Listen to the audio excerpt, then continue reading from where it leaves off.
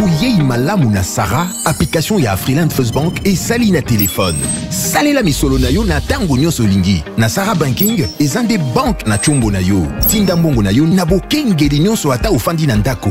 Consultez solde na yo, landela ba crédit na yo, sala ba virement bancaire, senga cheke na yo, tope tuna motuna pona kokoso ya lolenge nyonso. Elongo na Sarah Money, biso nyonso tokoti masolo ya bank na chombo na pete nyonso. Afriland First Bank a komiseli biso li benga na ye na téléphone. Ata oza na compte bancaire te, salela mbongo na yo na téléphone na yo na kimia nyonso. Na lisungi ya Sarah Money, okoki kotinda pe kozwa misolo, kosomba crédit na yo ya communication, kofuta mbongo ya biloko sombi, tembe sili. Kende na lombango ko télécharger application na yo Sarah ya Bank Afriland na Google Play to App Store. Pe kimambango na agence Afriland o ezwami pene sika ofandi po ba activer yo Sarah. Sarah, Bank na biso et longo na biso bipai binso. Afriland First Bank, the pack. Vous avez des difficultés à trouver un véhicule qui convient à votre budget? B4World, avec un stock de plus de 80 000 véhicules en ligne, vous offre un large choix au prix le moins cher du marché. B4World assure une livraison rapide et sécurisée à nos clients de la RD Congo. Il vous suffit de commander et nous chargeons du reste. Alors passez votre commande dès maintenant sur www.b4world.jp et recevez votre véhicule à la frontière la plus proche de votre région. B4World, keep moving forward, keep smiling. Visiteurs et visiteuses, vous tous, hôtes des tout rangs, vous qui venez à Mbujimaï et visiter la terre promise, voici un bon cadre pour votre repos, réflexion et quiétude. L'hôtel Gloria. L'hôtel Gloria, le meilleur de son genre et l'unique en sa qualité. Voici ce qu'organise pour vous l'hôtel Gloria. Hébergement avec 3 types de chambres, à savoir chambre simple, monobloc, appartement. En plus du logement, vous avez droit au transport des clients assuré depuis l'aéroport jusqu'à l'hôtel. Le déjeuner, la connexion internet gratuite et fluide, une baignade à la piscine assainie. L'hôtel Gloria organise un service de restauration de qualité très rapide et méticuleux sur plusieurs points de vente que voici. À la terrasse VIP, au salon VIP et au restaurant avec des cordons bleus ou cuisiniers experts en cuisine de toutes les nationalités sur terre. L'hôtel Gloria organise également pour vous un service de blanchisserie avec son pressing ultra moderne qui répond aux exigences de nos aimables clients. L'hôtel Gloria organise pour vous un service de location des véhicules à un prix défiant toute concurrence. Une salle de spectacle pour toutes vos réunions et fêtes de mariage. Passer un séjour à l'hôtel Gloria, c'est se donner la chance de vivre très longtemps sur terre car les meilleures conditions de vie contribuent à la longue durée de vie sur terre. L'hôtel Gloria est situé au numéro 71, quartier Kachala-Bonzola, dans la commune minière de la Kanchi. L'hôtel Gloria vous offre une occasion de vous amuser et vous détendre dans une boîte de nuit incomparable pour ceux qui veulent danser et se défouler. L'hôtel Gloria, c'est le meilleur de sa série. L'hôtel Gloria, c'est l'avant-goût du...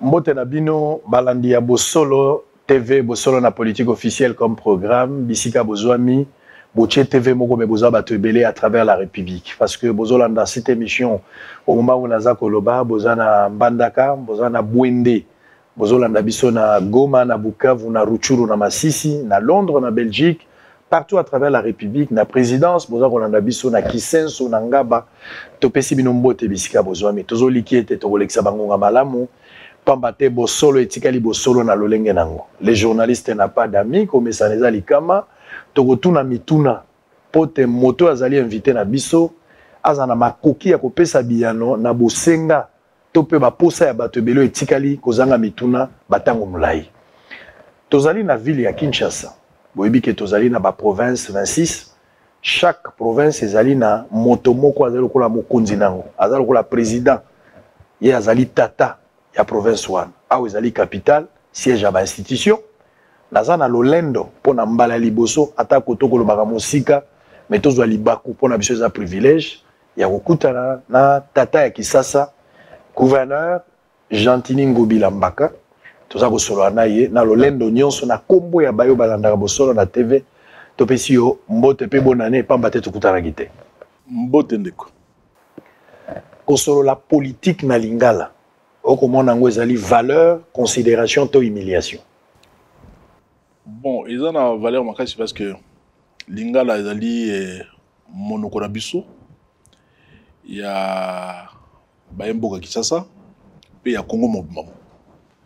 En tant que premier Kinois, nous avons un devoir, puis obligation, il y a pour ça la promotion de la culture et la Lingala. Lingala est la langue, et la culture. Il faut ça la promotion de la Lingala. Parce que tant que le français n'est pas et ça monoko na biso te. On va ça la promotion de la langue na bango. Biso pe biso, il faut tout ça la promotion. Il y a langue na biso Lingala. D'ailleurs, ceux qui sont un peu plus organisés, université, il y a Lingala et Groé Ozala, dans le cas Kinshasa, dans le cas Congo, université, il y a Lingala. Il y a cours, il y a Lingala. Lingala, Swahili, Tuluba, Kikongo, il faut tout ça la promotion. Surtout Lingala, parce que Lingala est partout à travers le pays. Wano tikali yo ben souhait mais yo lokola tata ya liboso premier citoyen ndenge za na makalisi ya bongo et si ekomeli yo initier lokwa modèle wana te parce que ozana pouvoir lelo ya ko initier ataka pona kisasa ce que boyi pona nyonso mais otikala na contrôle ozana pouvoir. Bon tout sur la baninga ils allaient ba idée et puis je pense que Mikolo Roya tamsusu to en musique et comme un projet il y a solo p na bandi recevir ça parce que moni na bakela si bana bakendaka bana baleki ba difficulté ya mingi pour na langue parole balika mon français on a yé bien mwana monte on a comprendre sens il y a phrase au bazar lobanaye et comme difficile pour na ya comprendre avoir landa pe prof. À un certain moment, si vous comprenez que vous êtes distrait, à communiquer aux là.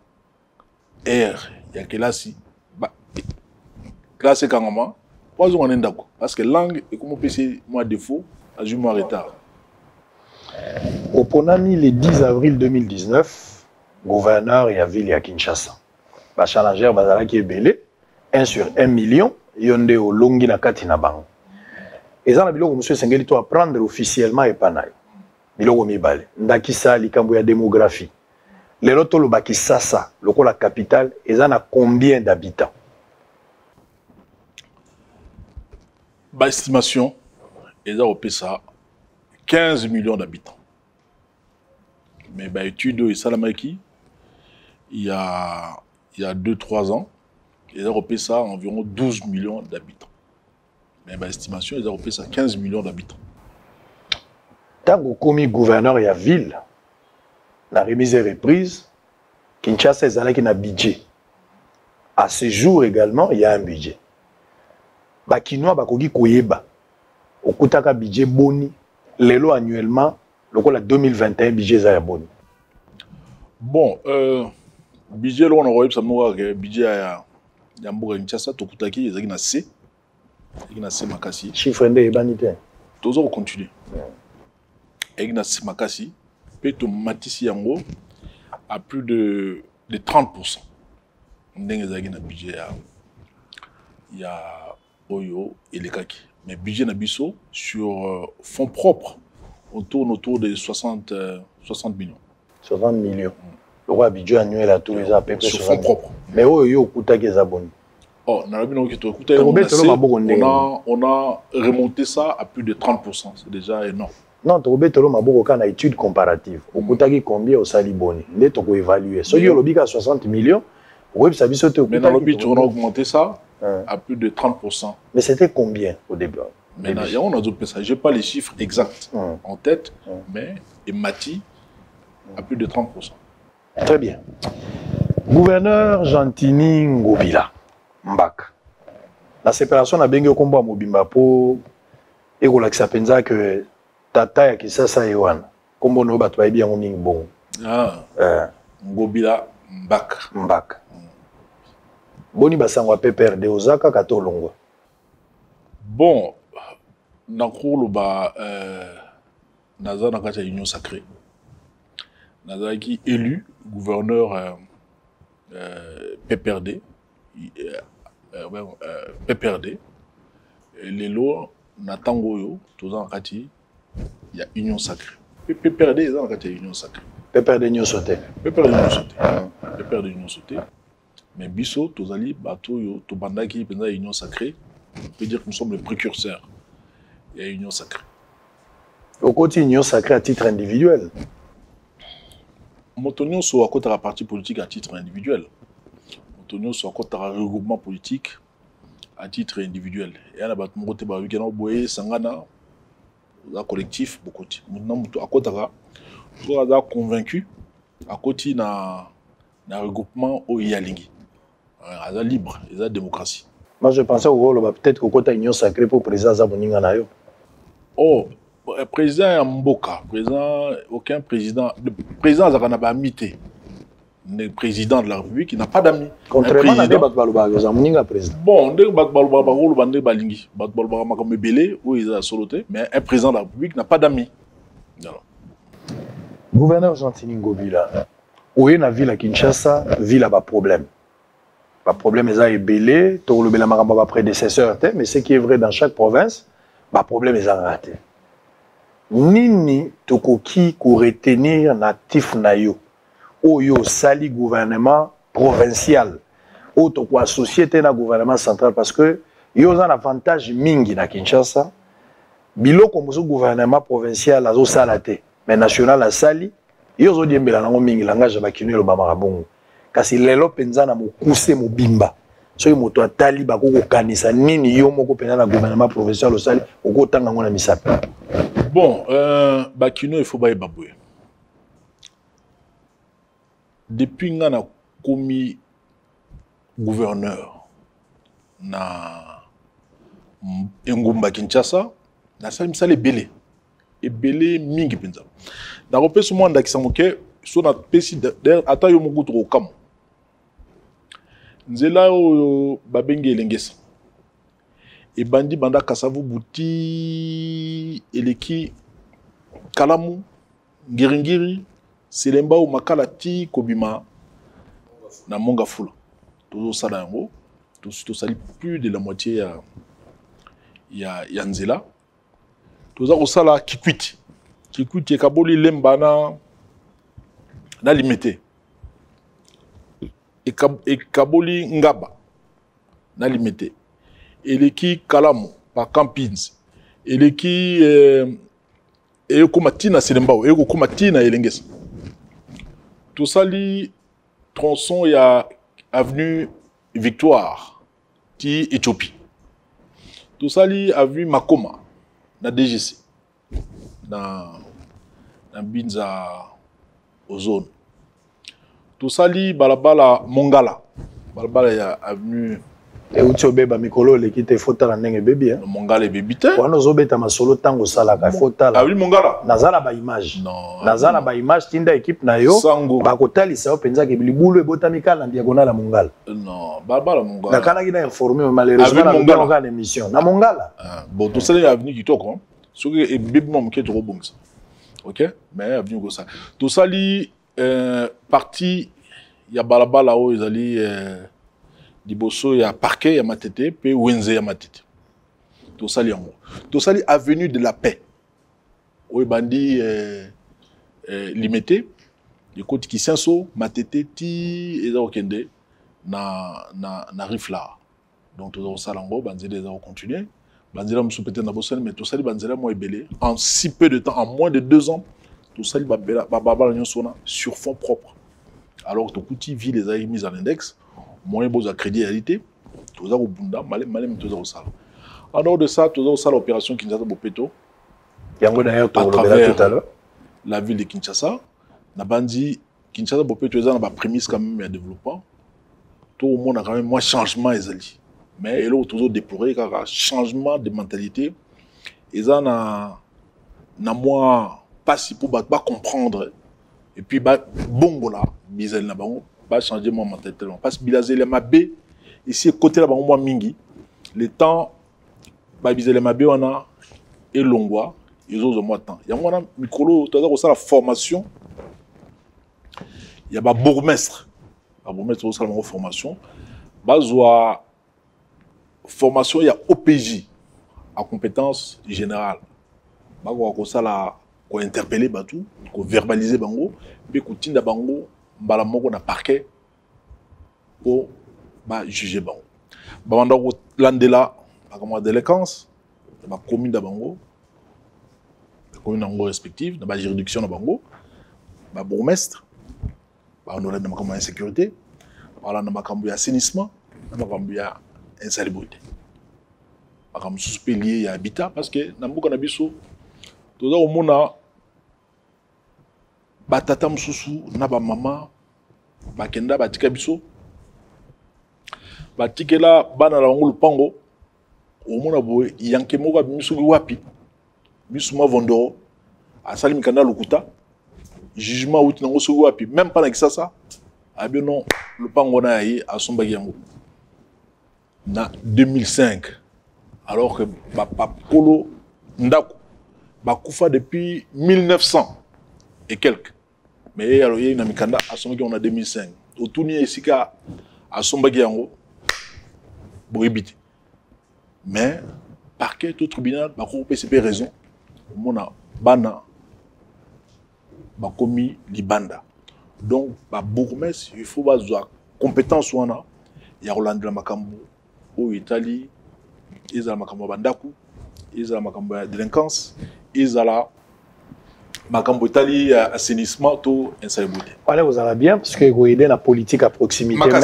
Mais quand même là-bas il a représenté monsieur le gouverneur il y a ma bilo monsieur échappé au moko. Na habité sur les peut-être stratégie communicationnelle na yo le l'avenir Bongolo lobeli en autant Bongolo cha première pierre ya construction pour la réhabilitation nzela wala ti lelo wala nde oboyi kokota ngo po ebi ko sala lelo oboyi non il faut limbisa ngai ngane na mituna limbisa ngai o échouer place wana nde oboyi deuxièmement yo comme na Bongolo mikolo na komi il y a combien de jours il y a 2 semaines voilà mais sur qu'est-ce que je pense que depuis 5 jours misala bandi on a eu des soucis na moto yo to confier avec misala ana ozila to fute mbongo alors to yokana ngina ye après financer misala tu m'as biso to futa ye ndam mais il ça avec moi kokoso mais avec dima ça fait je pense une semaine assez à bani misala à bani d'abord ko sala curage il y a rivière et puis calamité au bando sala pont na ça déjà curage ba engin na ye bi on est sur place oui bisinga que avenir elengesa gouvernement provincial mutazo financer bien sûr. Pourquoi même le président kuna? Mais misala nyonso tozo salo na Congo. Mukonzi mboka za nani? Ezaiti. Era mukonzi mususu ebi azali wana na Congo oyo batbayibi. Mukonzi mboka zaka chef de l'état zaka moko. Azaka yemo. Wana na ndimi. Biso tozali ba collaborateur na ye, tozali ba sali na ye, tozo sala pona ye. Mais obima apparemment ils ont ba stratégie na yo za ko utiliser justement pour la piéger mon konzi mboka. Il faut na biso ba vérité na ko bombela yote. Ça dit soyo sali projet na yo. Ozo sala effort na opesa ba jurisprudence mibale. Na pesi elengesa na opesa pe akini bopeto poto zo kota dossier en. Ba place au moni au bandi likambola peut-être moi financement ko poser problème ba komi komona. C'est comme si ozo associer mon konzi mboka pour que akoma contraire au soutenir yo ba projet na reçu pour se résulter yenda ko la tabe. Réaction nos amis. Na lui ata soki aux ali bomango hein pour que nous piéger pendant mon konzamboka l'homme le plus puissant de la République qui nous piéger moi un simple gouverneur qui nous piéger tata mon konzamboka hein tout ni motuna mo mabe te ngonde zolo ba tout na raboité te yonde otuni ndemo te ngana yana tunuka bongola na formule musute ngana tunuka na formule wana monsieur le gouverneur yondo ko répondre na ndenge ozana réponse jamais tata mokonzi na souci ya mboka na ye ana na souci makambo etambola malamu ana na souci misala elingi se etambola malamu tanga moni misala ezokende et que ezokende na ralenti abino voilà il faut que nous tala. La preuve, il nous a promis un coup de pouce. tous les angos, ceux qui m'ont coup de pouce, mais ça doit être bien. Nicolas Outsoleka, Tokota Likambo Kinbo Peto. Pour un autre projet à mon nez, au Congolais, Kinois précisément, Ndima Kiango, tout le monde a une banderole, tout le monde a un panneau, tout le monde a un nzembo, mbi ponango.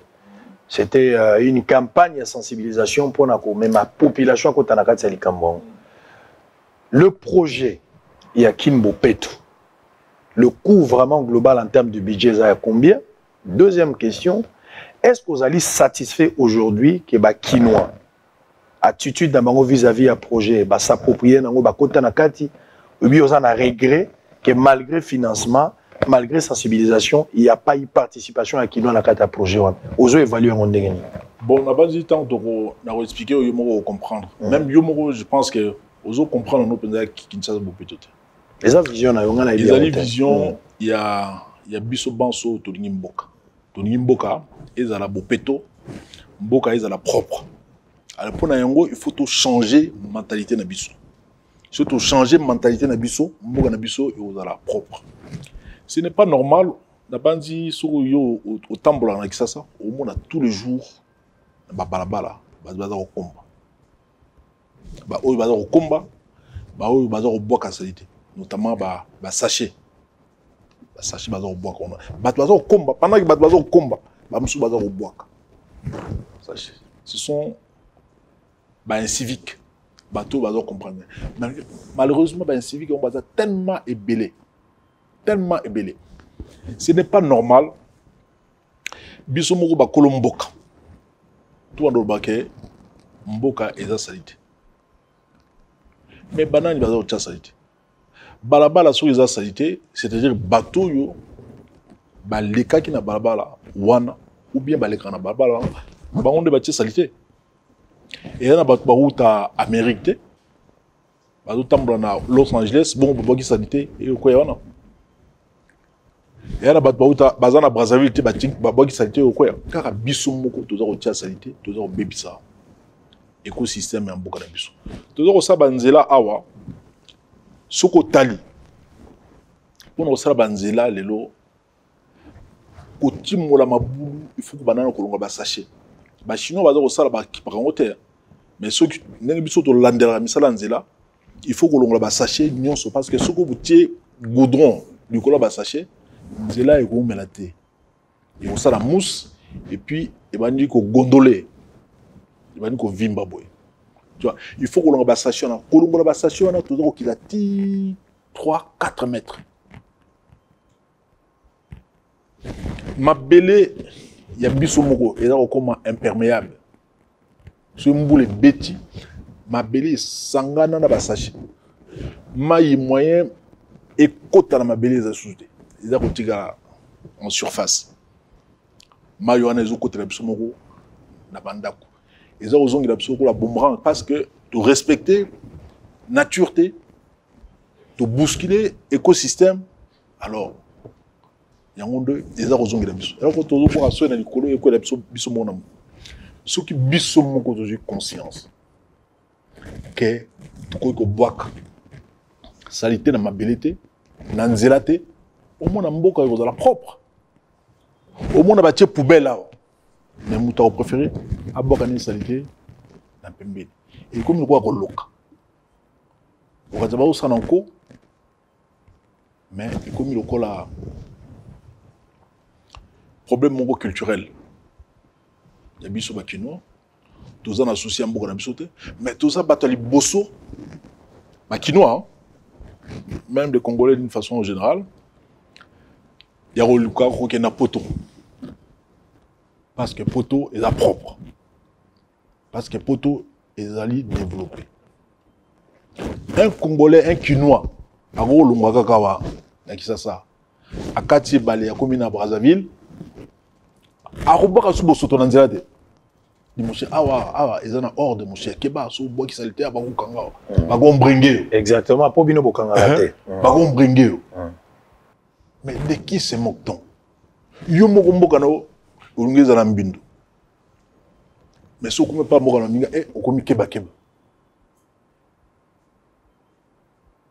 donc Kinshasa Bopeto, ils ont un budget, mon côté, Kinshasa Bopeto. Kinshasa Bopeto, il y a une campagne. Ils ont un état d'esprit. Sensibilisation. Batoba changer mentalité là-bas. Dans le grand projet, le plus grand projet, c'est ça. Excusez-moi. Il y a un changement de mentalité. Limbisanga, monsieur le gouverneur. Donc, Tinde Toga Kinbopeto, ils ont un budget. Ils ont un changement de mentalité. Ils ont un budget, ils ont des changements de mentalité. Kinshasa est marge du budget du gouvernement provincial. Tu vois, ça est marge du budget provincial. Chaque mois, on alloue quelque chose pour nos salles, combien par exemple? Non, je ne peux pas avoir ça en tête. Mais le plus important, pour le bateau retenir, il y a une campagne, il y a changement de mentalité. Bateau bongo là, bizarre bongo. Le coup la base au bongo la moté. Tout côté, la deuxième volet il y a Kinshasa Bopeto. Et comme il y a contrainte, ceux qui respecter, les bossons le pas noté. Ok, au sein de tribunal. Ok. Ceux qui, au bois qui mbindo, salité, na balabala, ou bien les bossons le pas on a. Ok, au sein. Et les sous comme la police. Pour police, ceux qui aillent, moi Chicon, moi le Cotro, policier à Zongi ne m'a pas. Ah, on a contrainte, on a pas poubelle. Mais ma poubelle publique, on a sachet, les années ma poubelle publique. On a et quoi comme quand même charge. Ma poubelle, on a la soie dans papier. Ou bien aller à ta chungom ou bien nini. Na du papier na tchata na poche. Qui place na organisation na poubelle, c'est madame Boki. Nenge ezalaka na bamboka nyonso. Yo kasi bamboka ko ba Belgique na ba poubelle là partout. Il n'y a pas de poubelle partout. Mais ceux qui sont dans moi et l'autre, il y a un petit place poubelle. Ceux qui poubelle sont au tient dans Bissot, les années 70, avec ça, Moutan Moutou, Matite Nae, à Sangisango, Pango, et puis à Tchemoto. À Tchemoto. Super Moutan Moto, pour Atimo le boulot, à Koundiam. Bon, non, ça n'est pas la note. Mais bon, ça l'a sauté. C'est-à-dire, il faut reconnaître qu'il y a absence à l'État. C'est-à-dire, tout le bien absence à l'État, bon, c'est pas ça. Il y a des situations qui ont coûté des années. Mais on ne peut pas tout changer en même temps. Il y a magité. Il y a malem. Dans des situations où il y a célébrité, tu as coûté à Kinshasa. Et ça, les souvenirs, ils ont été ils ont sont mon côté poubelle partout. D'ailleurs, on a associé mon prédécesseur, il y a des poubelles partout. Non, côté à Foulou, le gars là, on a tiré un loba. On a eu le sauté, la place où on a fait la boîte de l'offre, le gars Foula Sayo. Et aussi les Foulouan. Non, ils ont fait une banzilla presque. Banzilla, ça a été belé, mais ça a été dérangé qui sont mingi. Il y a un bourgmestre, ça a été démissionnaire. Mais le lot où on a un bourgmestre, ça a été Nzela, ça a été au Tambour, ça a été au Cantoni, ça a été au Tambour et Longo. La population va au Sala. Donc c'est quand même, il faut qu'on dise. Et là, je suis salami, il y a mon moquet. Et puis, Bino va pas dire sango. Bon, profiter na ouais moquet wana. Toi accompagner. Pour accompagner, bah bourgmestre, pour accompagner le gouverneur na Bino. Pour na eko mon nene, bah tout nous va se pas. Parce que Bino son nyon so toninga obé et le moko. Toningi mboka ezala peto. Mboka ezala kitoko. Il faut accompagner. Il faut qu'on change de mentalité, soit nos changement de mentalité. Il faut qu'on change, il faut qu'on taille. Bino moko ba congolais. Bah, journaliste, combien de fois vous avez du micro pour nous taire battu? Bamba les belés. Bamba les belés. Combien de fois vous avez 5 Congolais va changer mentalité? Bamba les belés. Tant que tu as changé, c'est là. Tant que tu as changé mentalité, même vous journaliste, au vivre là. Mituna, ils pas mituna na hôtel. Mais là quoi accompagner au cas parce que ça sensibilisation à Kinbopeto. Malheureusement Kinbopeto zolo belezali population comme baliboso banda kuna bango pendant que liboso yanda kuna yomoko tata ya Villa Kisasa bokomboli yango te. Soki to bimia awa kaka awa ndenge toza en hôtel de ville wa libanda. Ma boulou eza na simano na sika ngala vande ya. Baba kuna côté ya Nikasavu. Aka c'est ça. Si, ça wana tozela na ta. Eza liboso musika. Wana Kisasa ke wana bandundu wana Kasai. Non. Nanga ina tuna question wana c'est to lexi na biso. Yo bandi. Wana c'est to lexi na biso. To pousa nanga na question mo na za na ngwana ngina tuna. Wana lokwa to tiki na biso. Non, il faut tozongela ngo. Likamwa mu. Non. Tozongela su wana. Zela tozongela. Il faut to lo bamo. Mais moi lombongo toza kozwa oya moke parce que na mboko po bato bafuta mpako eza problème mentalité aza kofuta te ndenge yo moko oza wana ofutaka mpako na yo te afutaka mpako nakopesa bapreuve ofutaka impôt foncier olobi impôt foncier ofutaka nakanisaki bataxe ngai na lupango te ofutaka irel naza na lupango te ofutaka irel bakataka te bakataka te bakata te est-ce que vous vérifiez encore pas ni bayer no so futa alors sikoyo tokotonga ne moi mbongo ya muke toza kozwa oza sûr ekoki na biso tosala misala nyonso oyo ebele oyo eza na kati ya mboka oyo c'est difficile donc il faut tout changer mentalité na biso toyeba kofuta mpako mpona l'état azwa mosolo ya kosala misala oyo esengeli pour la population. Très bien. Tout ça, on a rappelé que tu as un gouverneur, il y a capitale, ville-province, il y a Kinshasa. Monsieur Gentilin Gobila, ensemble, on a aidé tous les Bela, les solo et la ville. Makamba Golobezali et Belé, Nabi Kebite, Manabine Zobeta pour un dossier à Zando, colonne vertébrale, Togolobayango. Pour les solo, les hommes, ils pensent à un moboko na Likambouana. Basi andunda ba recevoir ba mama malewa ba tunyos bozali boza kozela boyoka tata ya bino ya kisasa kolobani na maitali zando na kotuna mituna wana kasi monsieur le gouverneur deux petits points avant de changer chapitre tokota na makambo ya zando bambula ekobetawa mbula ya monene uti kobetawa ngana bengi on pena catastrophe naturelle à makasi te parce que ebetaka libanda so ebeti biso ko za mwa pasi constat o tosali yo, monsieur le gouverneur, topé ba autorité mosusu. Bino nyo sont ensemble. Bon, comme il se comporter le roi journaliste. Vous agir plus na politique à conséquence et non une politique de prévention. Ce qui va te koufi, mbou le côté va te bouéper ko constater. Biso pe to filmer pe sou ki ouan. Et ça ba rare de fois. Donc là outi ko sala na point njili. Au komi pe au moni au pesa instruction. Mais la plupart des cas ils ala ka constat. Pero que ça la mina sikate. Il faut penser à ndakisa. Faut penser à ndakisa parce que le quoi so ko na zamba o kera mnduki no bomanyama. Tango ya na nyama no faut la ça c'est place ko tagiye. Na pesho kimwenza. Hein? Kimwenza na kindele. Kimwenza na kindele. Place wana okendaki Ero nieza yuna. Oyebite ke roje moko ya monene ezala kuna na minute onde mbulu ebeti ya bandako ekeya ata 7 ndako ekeyi heureusement que moto akufi te. Na bien.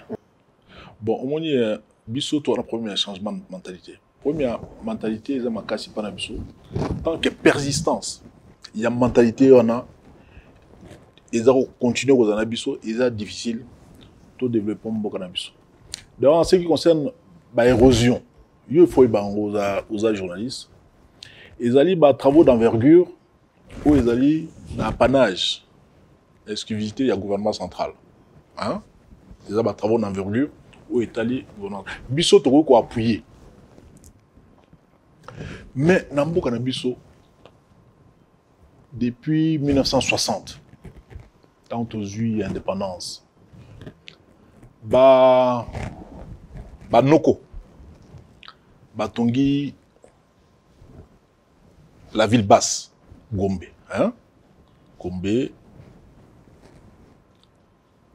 Et puis, Batiki, côté de Monga Fula, côté de Banzalemba, côté de Kindele, Kisenso, ils ont automaté. Pourquoi? Parce que ce sont des zones, des sites non édificants. Des sites sur lesquels on ne devait pas construire. Parce que ceux qui attendent mon pépé Pamba, ceux qui y est, il y a un lessivage de sol. Donc, ma belé, ils ont aucun. Ma belé. Mon papa pamba, ils ont ma belé. Ceux qui m'ont la paix bêti, ils ont ma belé. Maintenant, comme ça, ils ont du colo et comme dongi. Et qui t'en a assez. Parce que ma belé, ils ont aucun. Ils ont aucun. Il y a un site où ils ont un mais tonga. Et depuis des années, des sites sur lesquels on ne devait pas construire. Batunga, Pembeni, il y a rivière. Sur les lits majeurs, il y a rivière. Côté na lit mineur, il y a rivière. Ce qui me voulait, il y a Makasi, Maïmati, écoutez le bango nanda ko ba kofi ba trop sensibiliser ngolo binango bolongo awa dit na makelele bazo ba mbongo ba indemniser ba kende bazo ngaka wana sur le lobby otia ordre tension sociale. Nous avons des problèmes. Il faut tout vendre. Tout solo là, population aïe bako respecter mibeko. Bambo kabiso to vanda na bapoto. Ce que l'État a décidé, la population aux a recours ni aux ça on a papier qui est. C'est une décision de l'autorité. Mais awa au moment de la manifestation. Une autorité compétente. Est-ce que ont des décisions sans mesure d'accompagnement? Non. Est-ce qu'il y a des autorités incompétentes qui ont ah, bah ça est bien. Non, bien. Tant qu'elle n'est pas été aux pas. Il y a la population qui quelque part genre la décision et puis le gouvernement appliqué. Décision il y a population. Là où tu personne d'acquis. Na si tu makelele. Batu bazaka indemnisé. Ba longwa na citoyen. Ba kende bisika mususu. Mais ba tinga miga wana. Ba ke kama karbo. Même ata baza okufa. Nous avons des problèmes. Nous avons des problèmes. Nous devons changer notre façon de réfléchir, notre façon de vivre.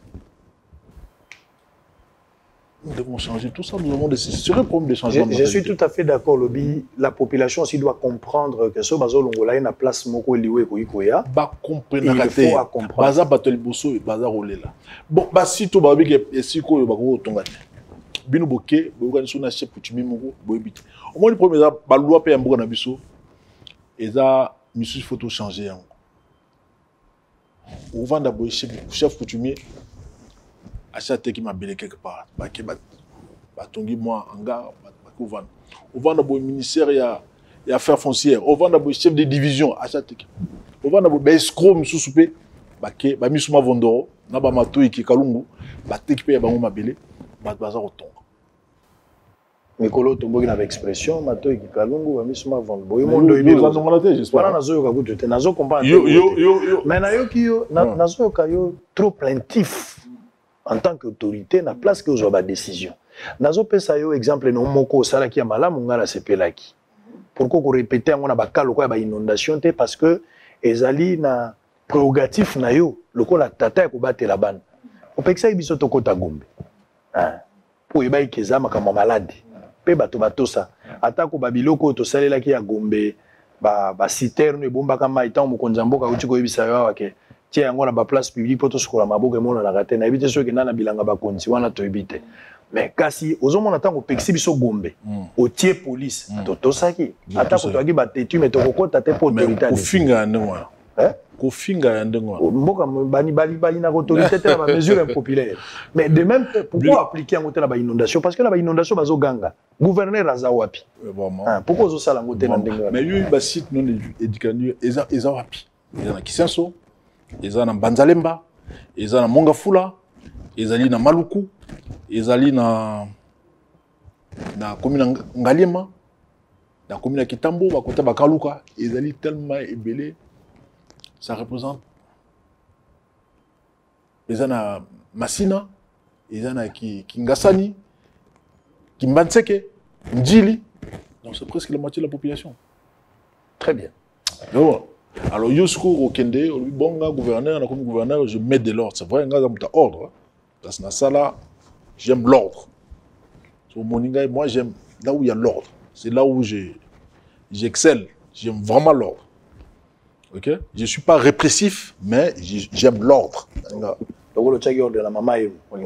J'aime l'ordre. Quand on a une question, et on a bien le na maman et mon maman ils ont des désordres. Non. Autour de la question, on peut se allez-y, vous êtes autour de j'aime l'ordre. Hein? Voilà. Comme maman il me retourne et puis au cas où il me répond. Natuni déjà. Si on m'a mis en tout non malam question. Monsieur le gouverneur. Tout non malam. Monsieur le gouverneur, il y a formule na bani. Monsieur le gouverneur. Dossier à maman et il y a deux problèmes. Il y a un centre de dialyse. Tango yo yakite ndeko na yo André Kimbuta on a pesi pe mbote yazaki liboso na yo bachaki stratégie en interne pour appuyer kanda monna bopote centre à dialyse à l'opérationnel et ça lisaki ba kongomani ebele surtout ba kino Makassia à un montant dérisoire bato ba kozana bango soin kasi bando yo ye centre wana limbisa ngana okutangwe kangama tika koloba silisa il faut pas dire des mensonges comme ça na tuna motuna mais loba pe makambo tika na tuna motuna sima yo ko éclairer okoki kolongolonga la longoli to koki ko confirmer ngala oloba ezaka question donc phase ezaka phase à question et réponse vous avez pas nayo tango yo ye okuti justement place olinga ina loba yango okuti centre wana na suki ezaki na ba problème avant yo ya okangama tukutango ezaka okangama relance nango pourquoi salamité voilà liboso ya mibale kama mama imondenge tolobi likambo ya direction générale et poser un sérieux problème bato mosu ba mona kiango lokola mo conflit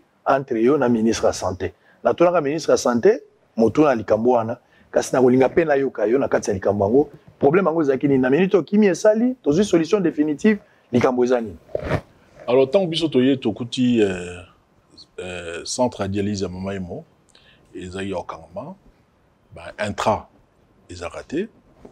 Alors il fallait tous avoir partenaire. Je pense que les partenaires ont basé tous travailler dans bango pour nous fournir bisou intrant et ils ont reçu parce que ils sont dans somba et pas fournisseurs locaux. Bazar on milité au dans les lots. Bosombi pendant que mutazara nous on a bazar au salé dialyse produit sur les anguilles tam sou batum sou wa ku fana ka hôpital. On a problème il y a centre à dialyse hein. Ils allaient maladie moko et tout ça barin ce barin baby dans dengue ya libele baby bela il faut ça la moto dialyse pour nous nettoyer y makila pour nettoyer nzoto alors likambo tuni ya mama yemo toye tokuti na mama yemo ba chef de département ba médecin bazwa hôpital en otage. Alors le maillot aux zones. N'en bien. Soko keyo sa l'opération. Opération o ina ba hôpital net na ba banjidi ba kimanse parce que hôpital on est un hôpital provincial à caractère social. Hôpital ya ville à Kinshasa. Ba opération o ezali ko sala na ba $200. D'ailleurs de moins de $200 na hôpital banjidi ba kimanse ba na maman emo $1,600 et puis mbongo ezoki na ba push ya ba médecin push ba docteur soki oye ofuta facture est comme modèle OK ofuti na chirurgie OK kuna ofuti place ba salona ni anesthésie OK ofuti bisi olega ba la caisse est belé. Chaque chef de département a dans la caisse. Ben infirmier puis bazan a ouais bon. Ba docteur Mingo bazakuna ceux qui malade à un hôpital. Ba salle d'examen même que l'opération ba dévier ba tindie no polyclinique na bango. Donc hôpital complètement abandonné. Mbongo ezo ke na ba poche batu. Bana système moko na phénomène ba bengaka pharmapoche. Bakisi ezana ba sacoche na bango. Yuza maladie. Ata olingo kufandenge nini. Soki yo pesi ba mbongo te. Oso bakisi ata aux alliés en réanimation par Otiko Koufanoa. Mais où allons-nous? Où allons-nous? Mboula so ebete za autant. Tobino. D'ailleurs, musicien mo karma pas na o PC dans le sac makasi parce que ayembi ngoti na nzembo. Biso to ni kamboyo. Il faut tout bongisa yango. Tobino, tout ça guichet unique. Moto soit il y a la maladie, il y a l'accouchement, il y a l'opération, il y a la maladie. Il y a médecine interne. Il y a foutu de bafutara na hôpital Ngalema. Ou foutu na caisse. Et puis ok. Balingi ne mora te. Ba médecin ba sala donc désordre en santé. Baza au kosa au vu aussi de tout le monde. Allez baké ba mon ministre de la santé pour nous diviser ngana ministre de la santé. Alors quoi il pas bagité ouais tout nangai. A sali oyo ya salaki. Mais ils allaient hôpital provincial. Caractère provincial. Comité de gestion on a kutagi, mutanoma gibango. Prédécesseur nanga André Kimbuta yango. Par parallélisme des formes et des compétences, on va peine tourner en avion. Là, tu as ordre. Dans l'hôpital Luana, tout y a ordre. Mais pas de ordre. Il y a un autre bi, Kinshasa, vous pouvez faire changement de mentalité. Il faut changer la mentalité de la mission. Il y a un automatique. Comment? Il y a un affecté qui médecin directeur Moussou.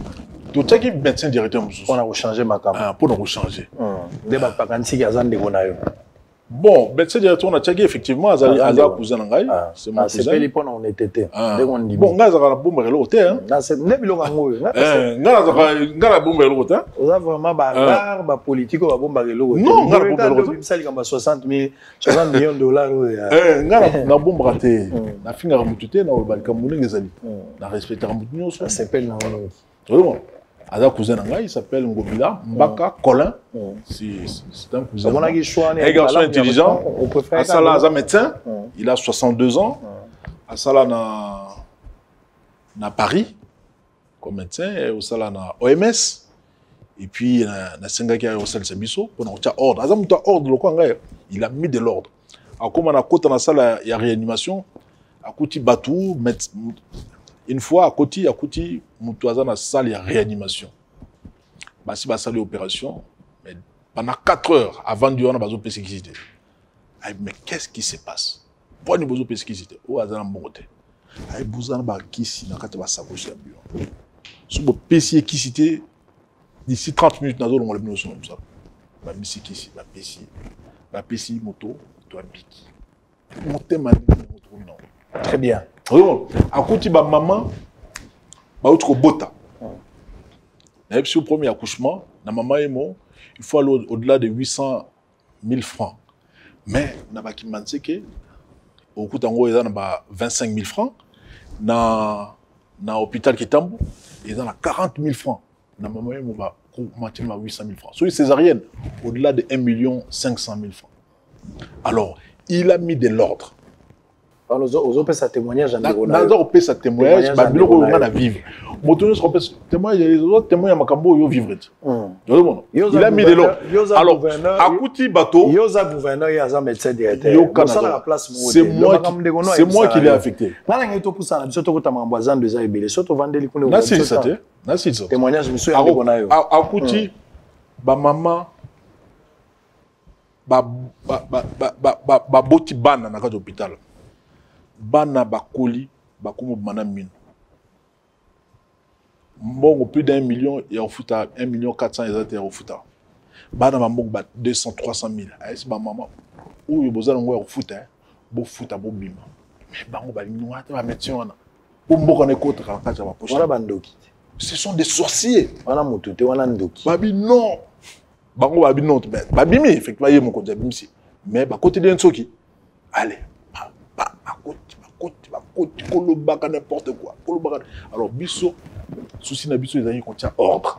Ordre, mais. Est-ce qu'il n'y a pas possibilité au Canada? Au lobby, ils ont hôpital provincial. Pour l'hôpital, est-ce que les pensa maman est mouko à l'hôpital ou ça dans la condition maman est mozalel. Pour l'anga, il faut raser. Quand on est hôpital, tata mon konje kolo, a dans un projet, il y a raser maman et moi. On a tonga. Hôpital Moussou moderne Yassika na bandi soka saliango so salami o salama calamité so salami en tout cas ba congolais ba sepela ba quinois d'une façon générale ba sepela mais situation eza ko le kala mama yemo sous vendu au bino c'est déplorable mais pas tout baza au soutenir il y a des gens qui soutiennent incroyable naza au soutenir yo na démarche on parce que même karma pas nzembo ya yembi alandaki ngo epanangai j'avais reçu le médecin directeur à mama yo ouais andimaki ke na mama mo bazana incinérateur te mama mo bazana couveuse kaka mibale condition infrahumaine pour loger bano babota mama chombe ce qui mboule koti na kati hôpital ko mawa pléthore leki il y a pas professionnel de santé wana premier mbongo qui na poche mbongo kutunde ko lobate donc où allons-nous finalement te yo lokola tata ya kisasa ezalaki penza na yo makoki ozo mukano wana ngala kansaki confusion ezalaki lokola hôpital le psychiatre ezaka provincial c'est que ministre de santé avant da pembeni makambo avant na nie atika province gérer mokumba na moi lobela makambo covid mais ote wana nde atika alors to silisa likambo pona kota likambo zando po batonde to wana ndako boye ba miso ba chema bongo na mitu bazozi asko zando ko banda hermine to limito loba éclairage public to komi nango wapi balobi obandaka mosalo osubisaka te obandeli biso boulevard ya 30 juin obandeli biso lumumba eza lola na lola kasi so okomika na poma tete lifelo ebandi ozokana kosilisa nyonso financement ekatani mpona ni molile etikali na ntango to na bactere mosusu oyo epolele ekotinano te bon likambo éclairage public toza kokuba na yango d'ailleurs soki oye lobi na koinvite yo lobi soki oye awa na 11h na komandaki baminda bon baminda ezopela na boulevard na komandaki yango il y a environ 5000 lampes oyo ici iye lobi na kopesa yango na solennellement na SNEL mpona kocontinue koplace yango na baveni Kasavubu na balabala mosusu eza ebele na kisasa 5000 lampes c'est beaucoup hein. En attendant l'homme sous souper, je pense que j'avais décidé, chaque 3 mois, nous avons commandé ma mine pour d'ici fin mandat d'Angaï, Kinshasa est changé quand même. Tout le monde a mine de Pela, un peu partout à travers la ville. Donc, lobby, je t'invite. Sur 11h, au Koutangaï, on a fait ça, na SNEL, on a fait l'eau, il y a 5000 lampes pour nous changer, éclairage, dans la ville à Kinshasa. Alors, parti à Tchangou, avant Bissotoya, à une certaine époque, tant Saline Zela, à l'époque, on avait d'ailleurs un office de route comme président et conseiller d'administration. Société Moko, il y a des Libanais. Il y a un marché, il y a ça éclairage public. Éclairage public, il y a un candélabre solaire, lampadaire solaire. Mais, sur le pays, au moins, monsieur Suézo Pela, monsieur Suézo Pelate. Mais, Oezo Pelate, et de qui mingi que Oeza opela. Alors na senga batasnel ba lukelanga batuana pour tout bana osala ba entretien il y a ba candélabre solaire wana to ibane ya opelisa. Je pense que le processus est en cours mais que roya to ibane ya opelisa. Mais à travers la ville, surtout avenue Bypass, Moulili tango basali ba agrandir balabala wana basali misala ba pikoli nzete nyonso ya minda bapoto ya minda nyonso bapikola yango bakenda nango alors sikoyo tokomande bapoto mosusu ekoya po totia éclairage public ezonga balabala nyonso bypass ti ekei ti eke na Mongafula ebimi Matadi Mayo badialinga biso dongo Matadi Mayo nayebi yango Matadi Mayo kibala Matadi Mayo tokei ti ezongi na Ipen nzela nyonso wana ekoma epela mwinda engenga aussi ça biso premier insécurité aussi ça biso pe premier accident na butu oyo ba chauffeur ta musu baza komona malamu te omona bakoyi na libulu omona batutani basali collision et régler biso mo ba mbongo ngo zosombela ba lumière ozo ka oyo lobaki na bon moi je suis gestionnaire lobika ba mbongo ezo utana SNEL to futa ba $1 wana eza ba bon ezaka makambo ya mbongo ya SNEL te yondo ibisa ibiso eza ba mbongo même qui ya gestion au moins une gestion eza pilotage hein eza pilotage moi je suis un grand gestionnaire un très grand gestionnaire batming ba ba rapte alors ezaka moi ba mbongo toza ko kozwa moi ba taxe comment expliquer yo moko lobi nanga ki tokoza 15 millions d'habitants boto chata 1 million de personnes de bazana bandako tofutaka mai tofutaka courant tochata 500 000 personnes de bafutaka mai na courant ndeni olobai ke bazo pesa $30,000 au SNEL azo ouais tozoka yango ndoto bazo escroquer yo bato escroquer ko c'est qu'il y a un problème soit bato belé pe bafuta nango ba facture à courant bato belé bafuta comprendre alors en ce qui concerne IREL impôt sur les revenus locatifs bandeko belé hein ya ba paya bango nde bazana ba appartement basuma mo batonga ba immeuble batonga bandaku bafutaka yango te basala ba société immobilière pour n'avoir foutu un impôt alors que c'est une obligation, il faut voir ça. Donc, dans le cas quand même, il y a pour Kinshasa, et tu as la Nongwana, Bangombongo, Bamigara, Mamboko, la foutre un impôt. Donc, combat aux arabes, Nabango, et Zarayango. Mon abadou, Bounsangobila, Bounsangobila. Parce que Ngobila, anima la corruption dans le côté. Parce qu'on a besoin de bon dans le côté. Vous avez besoin tout ton amboka na biso. Amboka na biso, ils ont bien. Mais, Batouana, ils ont pas si. Vous avez tant baga mingi na benga na bango. Hein? Tant baga mingi baga tant na bal. Dossier azando. Mbongo ni ba melanga te pona tika mango. Kasto bandiza. Mbongo nini oyo ba yelanga te. Oh no tika kanga misu na boya. Ba étudiant même ba master nga mususu zo boya. Zo 400 000, zo 500 na boya na lingite. Na lingito tonga zando bien. Monsieur le gouverneur. To tika bilembo. Tika to kotali kamba zando na so bandide o sala publicité na ondengo saleli ande kono na mama em. Mais na lingito sola. Olobela biso penda ba vérité na motema loko za muta vérité ça peut biloko nyonso public ayo kango surtout que aider population mama ndunda moko mwasi mo atekaka tina wenza zo tala yo na minute ndenge tozolo mama mo akata tombola tangisa bana na classe bana bakenda ba université bazo tala yo bazo ninga ba yo kayo ba réponse no peut-être kozong sa bango sima. Monsieur le gouverneur de la ville de Kinshasa Jean Tini Ngobila na makamu nyonso na yo kiyo na moni place moko au créer misala penzate pour la ville Kinshasa au créer misala te au contraire ce que zali web sangai na moni place au créer misala te au buka zando pour na kosala esika est-ce qu'il y avait une urgence ya koluka kosala zando mosusu musée le père ayaki na mboko ayebi ke zando ezalaki na ba condition wana mais asalela bango liberté ngana kanisa ki topé ba congolais mususu ke ndenge yo ye lokola tata na biso okwaki ko sala pe na district lokola ya Funa wenze mona lokwa Gambela ko sala ya monene mususu okwaki ko sala pe na ba Ipen toko ailleurs mais obandi na zando chef de l'état outi kala mingi te na zando sika yo alaki accompagné kwa assister ba kamonyo sonengeleki boni o trouver médiation ya ba protagoniste ndenge alaki au chef de l'état sali ozuli kamango ndeni pe la kisa bato nécessité ya kobuka zando pona kotonga urgence nango eza esikane. Alors ndenge le but je pense que on a bien information nyon sauté avant to ya na zando monene to zo sala sikoyo zando moko na Matadi Kibala un marché moderne ya étage bazar sala ngo sikoyo et puis to zo sala marché mususu na Tipka un marché moderne parce que sinon doit avoir ton en haut. Situation à Zando, il faut l'entendre madame parce que aux autres tout na on dirait aux amours avec ça c'était. C'est-à-dire on dirait aux magambo et les grands mboka na oti. Bon ok.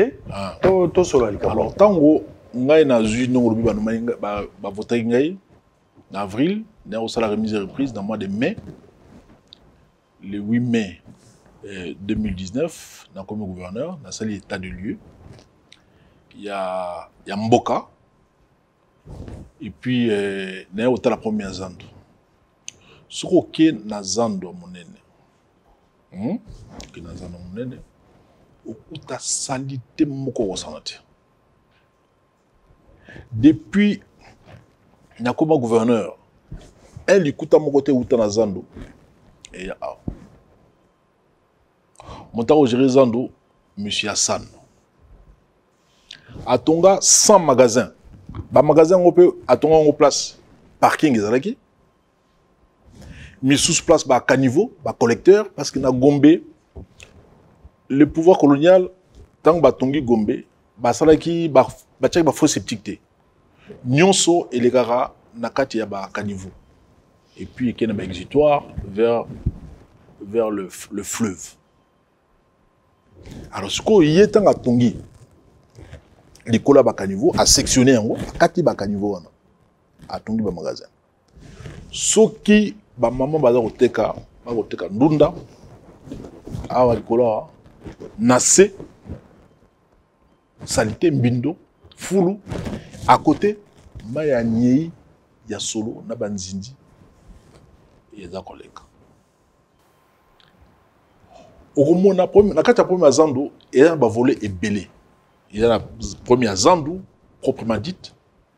Puis il y a un problème, il y a un marché pirate tout autour de Zandu. Environ 12 avenues. 12 avenues Mobima, Mokoka. Attends, Wakading. Na balo telegaki na tata mokonzi ekolo. Eza ngambo mibale. Ngambo yo mitukizo kende boye, ngambo yo mitukizo kozonga bo. Ezo bokasa na Prince Kasavu. Ezaki même na station essence. Na ba parking, na ba fleur. Biso toye na père na ngai, toye na mutuka to garé, to côté na Zandu. Na esengo ko sa. Olia ba kamundelo ko mela ba fantan, olia ba bonbon, ba chocolat. Ba barabara nyonso ne kangama, Wakading. Bokasa barabara monene. On dit ma barabara ko bokasa. Euti Sendwe. Écoutez zone à Kinshasa. Ti boulevard du 30 juin. Barabara ana ezaroka. Mais il faut ba congolais boye belo. Misala nyonso yo toza ko sala. Na kati ya mboka o tato mukunda ko sala. Ela musala o eleki na importance lokola nzela te. Ozola ngai. Ela musala eleki mutuya lokola nzela ezate. Stanley Alobaka, sans le chemin de fer, le Congo ne vaut même pas un pénis. Sans la route, Kinshasa ne vaut même pas un franc congolais. Parce que bozo bo toza ko sala, toza ko ebate. Ba balba lokola bokasa. Ba komo kota suko Kasavubu. Kasavubu ba komo ko dia ba misa. Bokassa, Wakading, Delekol, Desmarais, Kato, Itaga, Isoki, Kilosa. Babala msuna bosse makono. Babala l'union soignée Kangama. Babala quoi Itaga. Babala a 2 bandes. Et Kangami bâti Zambi. Marché pirate. Babala l'union so ba marché. Bateau baza au gang mingi. Et ça bateau baza na kati. Il y a ba marché pirate. Alors commerce bango baza au sala. Au bateau tanda bilo na nzela. Sopi si ba bois qui salité, lobi ba sous ba tandi sous du kola salité wana, ainsi de suite. Et là ba mesa msusu. Et ça même le colo fenêtre baza au vanda. Ba mesa le colo baza au tala. To komi conséquence tango ezanini. Balabala Huilerie au côté na Tongo, au côté na Midi, au côté na Pokwa. Embouteillage. Pourquoi? Parce que Bokassa, où ils ont parlé lango, ils ont okanga. Kasavu Boupé, le quoi côté Ndabou, Badouazou, Kasavu Boupé, embouteillage, moyen, bas côté Zate. Alors qu'est-ce qu'on fait dans cette ville? Toujours qui est indépendance en 1960. Toujours qui 400 000 habitants. 400 000. De 400 000, l'autre a mis 15 millions d'habitants. Babalabala Oyo, Mindele Batikaki. Kaka yango tout ça to moderniser yango te to participer bisusu te population to za ina biso za bana miketso beaucoup na voiture na papa beaucoup tambo la vitesse ne beaucoup ta voiture na zelata mais le lot embouteillage comment soko pesika 5 ans yo au côté la voiture na za suna besoin na ngota oui pas ni. Parce que na ba automobiliste na kata voiture na ba wewa na ba tapusu na ba tamakolo mona nde ba tamakolo ba kendaka chang ils a sous kara changu te donc nous résoudre pas ma moudère là na lo bana yo ils a sous premier zandu te ils a sous premier changu te donc ils a la moko général donc bo koti na kata nzela elo bo sala bo klaxon. Pim, pim, pim, pim, banatongo tipo quoi? Vous avez oublié ta klaxon. Ou lembi, si vous avez un chauffeur, ou tiki chauffeur, vous avez un makolo. Ceux qui paient, vous avez un courage, vous avez une ligne 11, au sous de Moutouka. Parce que Banzela, et vous avez été. Urgence, c'est ça qui est mini. Yo kana contourner Zela na le bana. Il faut côté. Donc dans 5 ans, okutambla osomba sumu tukate parce que ozana place oleka na mutu kana ezati parce que banzela ozalate ozona nanga parce que banzela obozana ngo bozokumisa ngo bawenzi pirate so tobito longola oh boité tension sociale bino ba journaliste batali boso est-ce que urgence aller toi na premier Zando est commis insalubre Zando nié zankati ba chèque bazo sumanakati ba bandi ba kuluna bazo ba repère na comme repère ba kuluna et puis na mona ina Angola Zando la bango Zando en rock hein marché à rock ba panzango sikoyo bazo tomba marché mususu. C'est ça que nous avons fait aussi. Yoka, dans le Sénégal, c'est le marché moderne.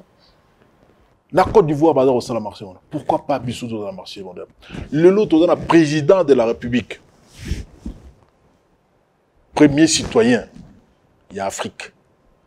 C'est que l'activité politique en Afrique, ils ont tourné autour du Congo, autour de Naïe. Donc, on le président. Oui, il y a eu le président Giscard. Ayana Nazam. Oui bien. Beaucoup ce président Moka Lobikion voilà. Ayana Nazam, 12 ans de loi pour argumental. Sonia Nemi Toroka. Et Olobeli Makaba. Yoka Toloba. Kimbisanga nanu. Ouais, Otiko Lobaka tel roi toi en église yo lobinga la zone lima. Mais yo pose le vote. Non, na la zone. Mais yo faut te parce que motu no tuna na roba na OK. Otu motu ya lokoza mona kisasa te. Alors yoka limbisanga. Yoka limbisanga na zone selo maloba.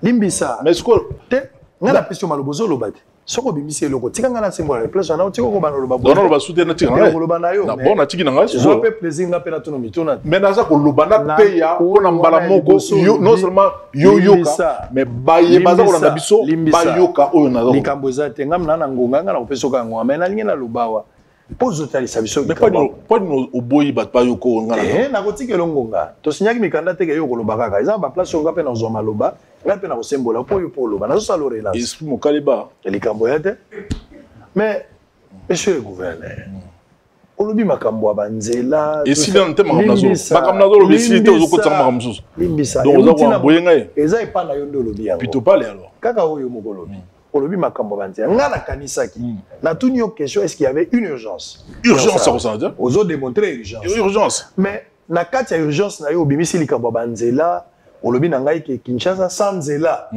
et ko valoir même ata infranté naza d'accord na hypothèse wana yo vwana na poto pour voyager capé entre kosala wenze là par exemple ko idée je prends un exemple il y a kosala parking mboka nyoso kenda ko bi ke parking ezali kamboli sécurité pe ko tsaka mbongo belé na mboka yo zo to premier développement donc aux à côté parking to ya na parking to na sola parking no pona olobeli likambo embouteillage parking est désengorgé ba bitu keza na nzela na parking le parking ne peut pas désengorger les trafics dans une ville.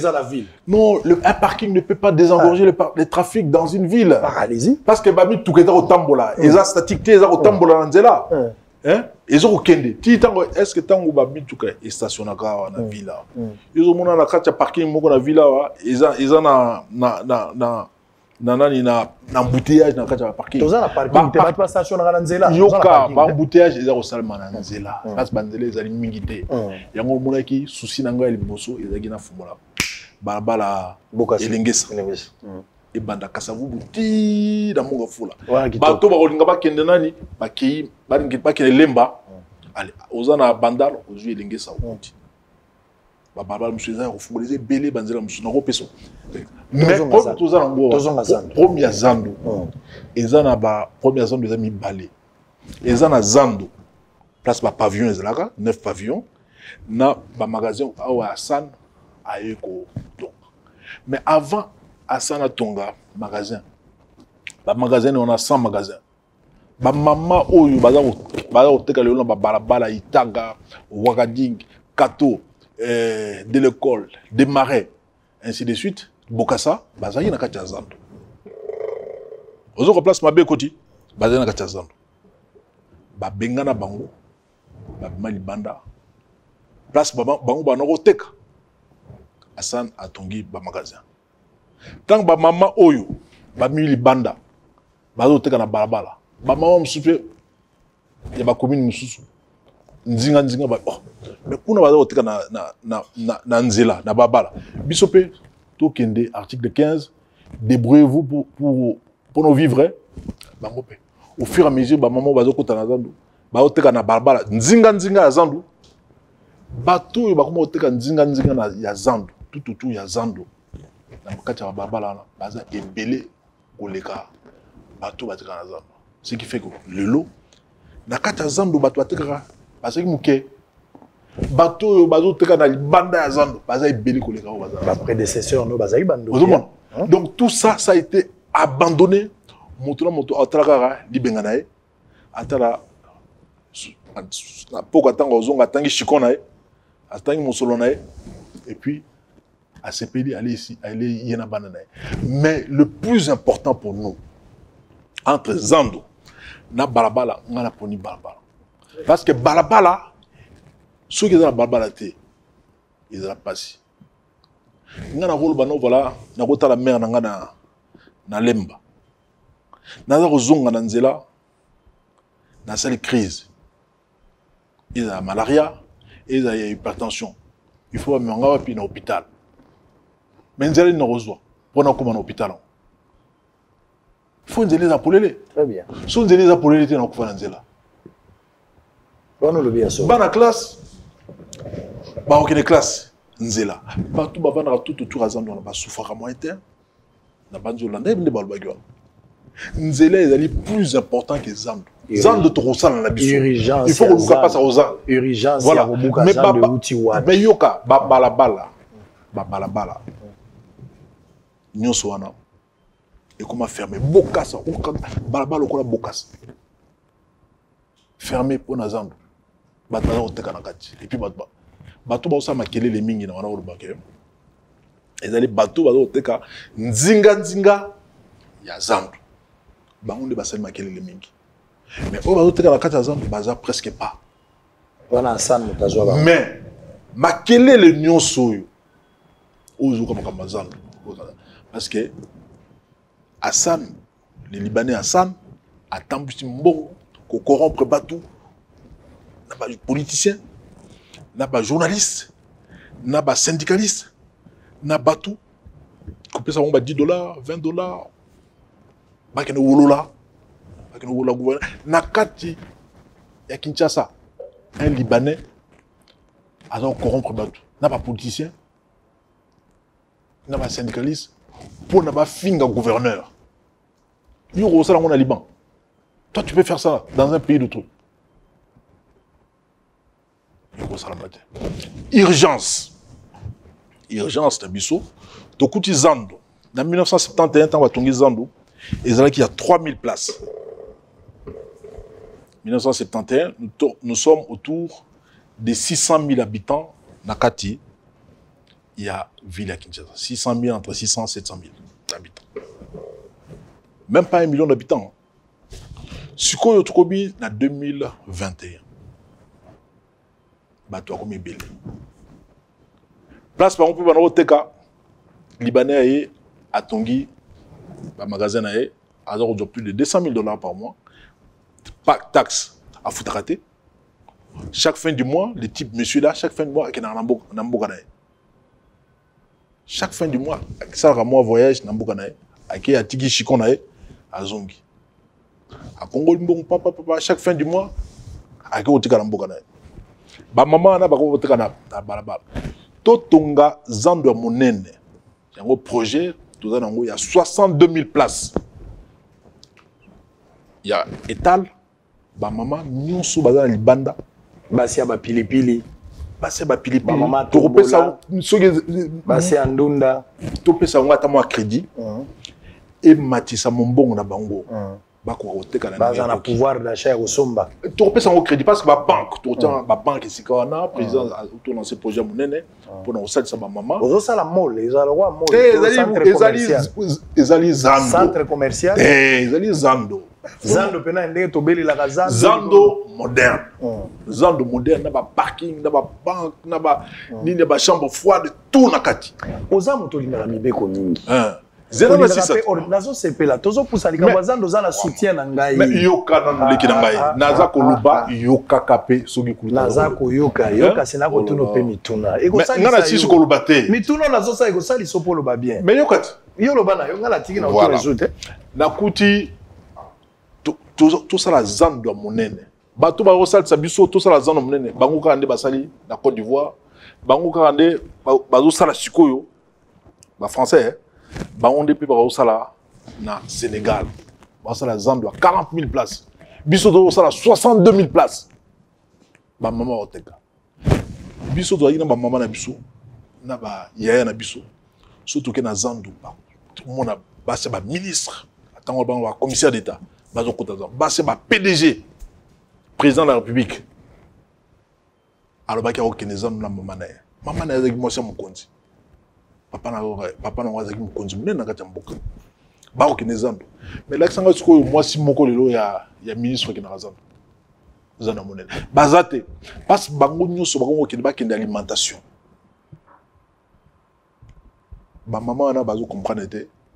Pouvoir d'achat et que même l'alimentation des agriculteurs bisoté bakolo nango bilimo boyebi batu bakomo sala zando la mba kena alimentation kosoma ndunda kosoma même mbwengi bakomo kutango na kati alimentation tozongisa makamundo ngezalaki to tongi zando ya monene na bata bikeko kuna na kati na bato pilipili na kati bato bateka ba wax bato bateka ba bijoux bato bateka ma desu tout bango sur la carte pilipili. En ce moment-là, pouvoir d'achat na bango au salini et comme mata. Ba français. Bato ba sepela, bato liboso ezaka bango.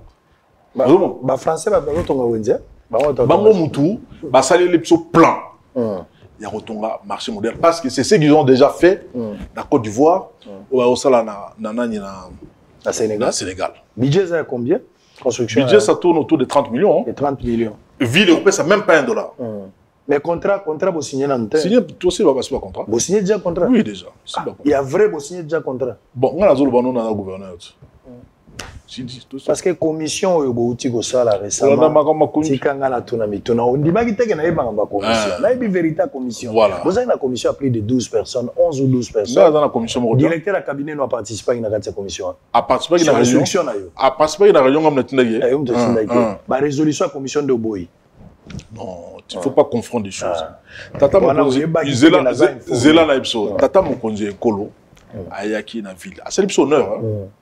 Oui, que tous les présidents, Ayoki Kolela Bana Kisasa, non, Naya, Nayoka, et puis Nayeba Elonini Zaroleka.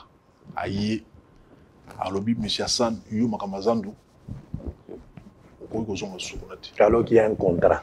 Le contrat même, hein, le contrat à M. Hassan, il était question à moderniser Zando. À ton parking. À ton pavillon, à ta côté. À ton magasin. À ton arrêt de bus, abribus. À ton gâté. Donc, lui-même, il n'a pas respecté ses engagements contractuels. Il ne les a pas respectés. Il ne nous a pas respectés. Donc, Tata Mokonzi aïe à l'obino voilà, Makambouana, gouverneur, Tonga Zambla Sika. Bah, magasin, wana, il faut qu'on boucle. C'est ce que nous avons fait depuis hier, de boucler le magasin. Commission de balingalité. Commission. Non, commission. Et ça n'a pas point. Non. Ils ont intellectuel. Dans un document. On a quota la commission Moroté. Makambo. Oyo Tata Mokonzi a décidé. Il y a retourné Zando. Ça n'a rien à voir avec la commission. Commission est allée pour évaluer. Contrat, il y a M. Hassan. Ouf. C'est l'orientation du président de la République, c'est ça. Évaluer le contrat de M. Hassan. Ceux qui ont PC, c'est comme Soussou, avec nos salles à Zando, avec nos salles à business, mais ils sont dans Zando. Pour évaluer qu'est-ce qu'il n'a pas fait, qu'est-ce qu'il a fait. Qu'est-ce qu'il lui reste à faire. Namboko yoyo intellectuels. Tu oublies que pour cause d'utilité publique, l'État a correctionné même le pont de Binouvana. Si. Alors. Mais on a mis un Voilà. Voilà. Alors, où est le problème?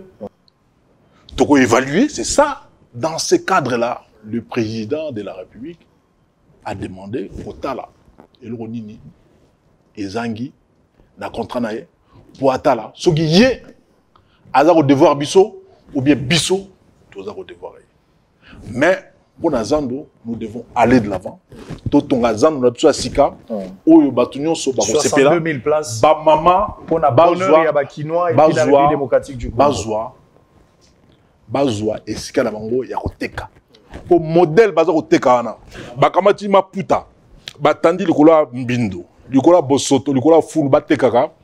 Ezali Sony pasi pe mamiki. Tokomi pena na suka. Tokomi na suka congolais kinois 62 000 places mon coca. Alors non c'est dans le sous. Très bien. Batu ba kinois ba comprendre. Ba yebake. Tout chance au kamamboka. Ma projection on a sali. Surtout l'exika 5 ans. Banzele a sika et salamité. C'est-à-dire que si tu n'as pas de son barotion les atteint. Tika na yo. Tika na yo donc tu n'es atteint. Banzele ils en ont été. Pour ba mituka eko tra micro so ati ou tra mata des heures. Et où tra mata. Alors to comme na niveau moko ya ke ba mituka et kangami ministre on nous allons on parler là.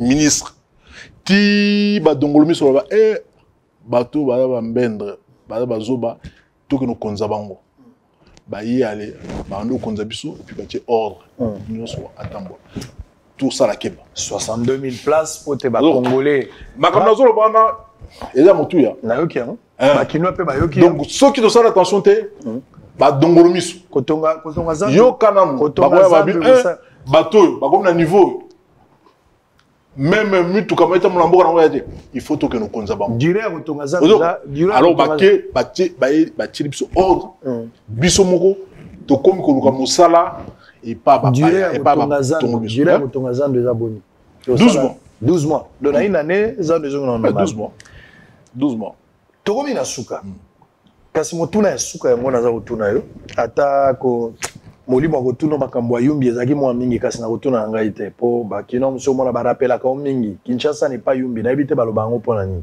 mais wana na kota te na kota na ngai makambo na tuni te koloba na hotel na vika bon na ebite mais même Yesu akutana kilanda likambo la zoloba Yesu akutani na fu ya Gadara fu ya Gadara Yesu abisha longwa bi mokonzi na zolongwa melukela ngai esika mbala liboso Yesu a répondre na prière à démon abina yoki olingina sani abiti nanga tala bangulu pe atie na bangulu soki Yesu ayoka ki lo sambo ya démon c'est que yo faut yoka mama zandu 30 000 personnes 20 000 ça dépend du chiffre au pesa biso otie bango wapi voilà obi ke otuni mutuna moka bien ah c'est quoi c'est peli avant tozwa décision il y a kolongola ba mama na zandu totongi bazandu il y a relocalisation place ni to kolongola bango wana to ke lotia bango isika mususu en attendant totonga zando ya monene totongi marché na Itaga ba mama ba koti tango ba mama bazo ko nokota ba syndicalistes so baza corrompu na monsieur Hassan ozo nanga bazo kenya. On a l'accusation gratuite. Non, il y a des images. Nous avons des images. Il y a un bon place, Kabon. Bazo belé là. Beaucoup de Itaga na marché Itaga. Ministre Songolo. Alaki biso azong exception na Zandu. Beaucoup d'até. Totongi marché mususu na Kabinda. Totongi marché mususu na Rai. Totongi marché mususu na Kilosa. Il y a plus de 15 000 places. Pour agrandir le marché à Kalembelem. Mais campagne d'intoxication pour la maman, mais depuis tout bouquet, mais il faut que nous groupe pas s'enregistrer parce que un seul homme libanais a été beaucoup attend le mikata pamba zaki nangote azubo mengwa au mone comme ça le binanga son dans problème de la justice. Na mon raye si j'ai un problème na ngai gouverneur son problème de justice à salisa son problème de justice à celle sangay a ebani a on a justice mo tout un problème voilà le niveau où biso to komi eza mingi yango wana to sengi changement de mentalité ba ndeko na biso bazana ou bazolanda peut-être bazana ba Paris bazana ba Belgique bazana États-Unis ba yebi ndenge ni mibeko etambolaka na kati ya mboka. Très bien. Il faut ordre. Population il faut la discipliner ba tika kolanda bato miso ma vondoro ba tika kolanda bato yo baye pona bomengo mboka na bango biso toye pona bomengo mboka na biso biso to kenda ba mikili to vanda kuna to tina ba mitukawa pour ba famille ba vivre pour ba deko bazo mo ba transport et ba taxi bis ba nji ba salongo ya ko sanitaire aibe mais na mona bana nji mo côté ba somba ba mituka ba otina na Beyrouth ou bien na Syrie et ça maintenant là et ça matin. Mais ba kolomboka souvent dit et c'est quand sur Rosal et ça OK exil d'ailleurs ba mindel ba on va des salaires de l'exil et ta mère il faut quand ça mboka na yo place outil opération motema na yo et betaka exactement alors biso banso bana kisasa biso so bana Congo il faut tout tia maile na biso makanisite biso pour na mboka na biso. Très bien. Tokomi na suka okomona ba communauté ebele biso to ali peuple moko hospitalier to na boboto mingi to emaka papa mais ba paya na tamba ya kapeo bazana ba mutualité le bango bazaka ba kutana entre bango il faut ba respecter ba salisanaka donc soki moninga za kata commerce akweyi omona il faut ba soutenir.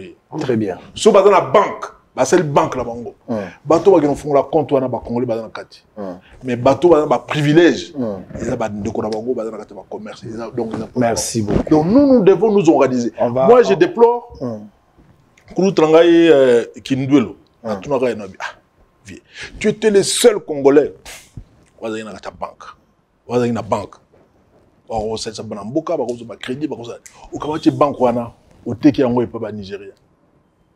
C'est-à-dire bon mais on a besoin de son quitte na biso so na kati ça moi ba chiko na biso to zona à gauche à droite nyonso va nous sur na Nigeria. Très bien. Et ça passe donc biso nous devons nous organiser. Nous ne sommes pas organisés. Et dans la association et dans la lisanga il y a ba quartier tozalité. Ozaki vaccin ozaki vaccin na badita so bandi yondo obandate soki ebandi en tout cas na mutali boso yonde tata soki vaccin bandi na kata kisasa na mutali boso et puis mukolana tant na kozongo na kosenga yo po yo kozwelengo na ngai te ngai te bino boza ba konzi bino nde ba préséance biso bangamba na suka rompo wilero le mala nango etikala ka lokwa ebala Congo rompo wilero na bandi ke tango biso to inondation exactement makasi na bandi inondation za rapina souter inondation za souter mais ka zandu mo tse yonde na bazandu ni bazandu zela tokuta rompo wileri inondation wana lo belanga ngota na mona hotel émission mo bino en tout cas depuis gouverneur Ngobilaye inondation ya rompo wileri ezaka susu ozana bugume sonoro aussi ki wat tona imakamuni na lobaki pona yo na lobi boye na sala ki descente na yi na lobi boye leki na ngai webi na ninga o mingi kape na ningi o mingi ko to na ngai mais depuis ça la émission nous avons monté le but que nous voilà avant gouverneur Ngobilaye limité les équipes Mbindo tout le monde est comme propre centre ville et Zaram Mbindo le lot au monde bopeto comme bopeto donc la commission le wanga na mwa minda za mais sikoyo bonne année ba élimination est raté monde que non on a bonne année baza ko sepela baza ko vivre magie à Noël na bonne année à part Fikine au sali na limité wana Fikine rebonne ouais sali Fikine mo sali na limité na mais wana kutoria na osala moko ya nani ya nani na Kingabwa ouais parking ouais parking Fikine en plein boulevard na bien na ko sala to sala ba parking na limité na osala nani ya privé il y a foire aqua park il y a munene za contrat aussi na bazu na bi na yo Aquapark ya mune na parking na ba hôtel. Eza gouvernement provincial. Yoka. Eza ba privé na bengisi bango. Toza osala. Mais ça serait quelque chose de formidable. Eza l'éclair to eza combien? Eza les Camboya ville eza les comme ville Eza ba investissement privé. Eza propre na yo. Yoka, eza ba investissement privé. Limbisa so c'est peut-être Eza ba investissement privé, ça n'a rien à voir avec. Très bien. Et alors quoi yo là tu soutan na yo mo na osombango, oyebi mutu osomaki yango, tango zo les sengo nango et puis voilà, aux autres on a mis sur votre bazar au monde. Mais et le quoi ezali na utilité publique bana ba osepela ba kolo ba osepela et même dans la salle de fête donc c'est quelque chose de formidable. Pour une fois dans le Bamingité na bandi d'ici le mois de juin to inaugurer en déjà. Très bien. Même quand to inaugurer en na osenga yo zala pour ko yoka maloba o ngara lobana et ko interpeller. Mais il faut l'habitude de solanga moi mingi parce que na moni ozo bunga banzela. Ikaboja tena tuna ngami tuna. Nazala ba drone, on a rassuré que Bosolo TV za na ba drone, nazala ba matériel sont nécessaires pour na couvrir pour na accompagner. C'est très bien. Problème na biso ezali tozo zo désirata ya peuple. Tozo pese pa na bino po bino bo pesa pole. Bosolo TV et ko s'engager officiellement na toza na TV pour na ko pesa maboko na nzela ya communication pour te mayo bino bozolo ba eyo kanapé bato ba soso. Des fois on communiquer des fois il faut ko kimaka na nzela ba maman ou Belize, des fois ko kenda à gauche droite tant moso yo moko pe. Communication et bato so ba psinga za faiblesse na biso. Toujours ça makamba belé minene to le belera ngote. Mais et ça c'est que moi je ne suis pas là pour prêcher pour ma propre chapelle. Ça sera vraiment stupide de ma part et alors quoi na vandi na osa soni na dui nzungu na tilikola mutu et puis na bina washa. Alors, et c'est une bino ba pas de ça. Bino boya, une maman Belize, activité du boulot, ça Mikolo, tout ça. Intéressez-vous à votre fille. Très bien, merci. Parce que tous dans la ville nous soutenez, car la ville où il y a Kinshasa, sur le côté Mbindo, sur le côté Passi, le côté Mawa, et ça Mawa na biso nyonso. Merci. Passi na biso nyonso, Mbindo na biso nyonso. Moto moko terre so que non voilà, Kinshasa, mboka ya ba Libanais.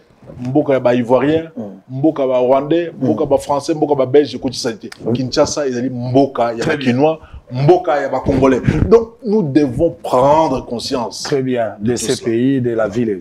Vrai ou faux, Outiko Ibisanga, vrai ou faux? Outiko Ibisanga, qui est président de la République, Azalaki jamais induit dans l'erreur, pas dans l'erreur. Na makamyo so balobaki elengesa ya Zando to akini bopeto na makamyo elengesa pe balobaki balobaki pe pour elengesa mabini avec ozo endui ka président yo lia manga memino esalinga vrai ou faux le big ezal kuta suza muta ya na ba gouverneur ba respectera président na bandi gouverneur alibosu ezanga au monde tango akitaka pour participer à la prestation des serments et ba juge il y a un juge de la cour, cour constitutionnelle. Le seul gouverneur a dit parce que Nayebi Koto Samibeko Yamboka. Ngaye, gouverneur de la ville, Nazali, le premier protocole, il y a président. À ce titre, je lui dois toutes les commodités. C'est-à-dire, même les accommodations.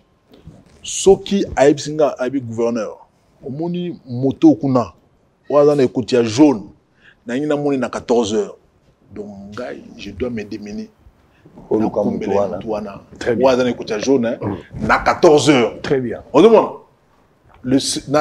en tant que gouverneur Nazali le représentant du chef de l'État et puis d'ailleurs Moto on a un salaire de président de la République. Soit décidé à jouer ordonnance, alors on est comme ça. Na boto sur Nazarone le panaye, n'a cookie jamais. Alors jamais, na banda, n'a pas enduré une erreur. Et puis contrairement moi je suis un gestionnaire. Hein. N'a cookie peut-être qu'au péché par manque de stratégie. Mais je ne prends jamais, ce monde n'a jamais notre décision, non, voilà, n'a eu décision parce que sur un côté. Non, jamais. Très bien, merci. Hein? Jamais les Guinéens, jamais. Souka, il y a les lois, et c'est mon habitude de disposer de temps pour nous solana bakinois. Congolais, en général, peu balandio. Je rappelle ici qu'aux alliés gouverneur, il y a ville-province, il y a Kinshasa, aux alliés capitale, il y a la République démocratique du Congo. Tolobelizando, Batubakangi, qui est 62 000 places. Et vous avez à la disposition de 12 mois après, vous la possibilité de financer même bateau, vous avez la faible pour que prendre part na kati ya eloko vous avez la bonheur kaka pour la bakinote et pour la Congolais en général.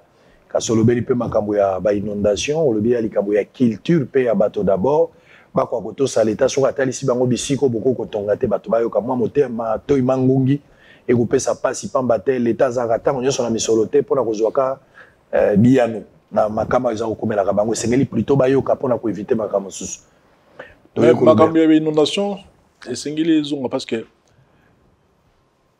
to senga mikolo ya d'ailleurs na to solo on a tata mokonzi ekolo papa Félix Antoine Tshisekedi Tshilombo na directeur de cabinet na base to kutana lundi tout ça la moi commission moko tout yé bandiri nini mikolo to bana ko déplacer bato malembe o bazana ba zone nyoso yeza non édificandi ba zone en danger parce que lobby na bango nde bazana danger. Donc comment voulez-vous moutier moi azako mitia en danger puis azako ibate ato yebisi azana danger abi non ata voisin na akufai lobby ya tikali au moins la érosion et salami na balbala la bango batu mbule les gars bakoi mais yepé akola le superviseur azozila mais que nous là attend à stade merci hein que nous là attend stade voilà likambo ezate voilà les pas mingi na maloba onde to silisi bosolo na politique ya lelo na rappelé bino sumbala mibale gouverneur Gentili Ngobila alobi na motema na ye mobimba to kotala makambo éclairage public pambate alobi lobby nde ba kopesa makambo etali ba éclairage to kozwango ekota pene émission to kozala lobby pona kozwa quand même yango kasi mboka oyo ndenge ya lobby ezali likambo na yo ezali likambo na ngai batunga mboka gouverneur ye moko te biso pesa ngeli to pesa maboko kopesa maboko ezali kolanda lolenge bango bakotela kobwaka salite kofuta mpako to pe kosuka moke kenda liboso eko dépendre pe na attitude ya yo moto zali population zali kolanda aza mokonzi akopesa nzela kasi biso pe tozana part ya responsabilité babenga ngo devoir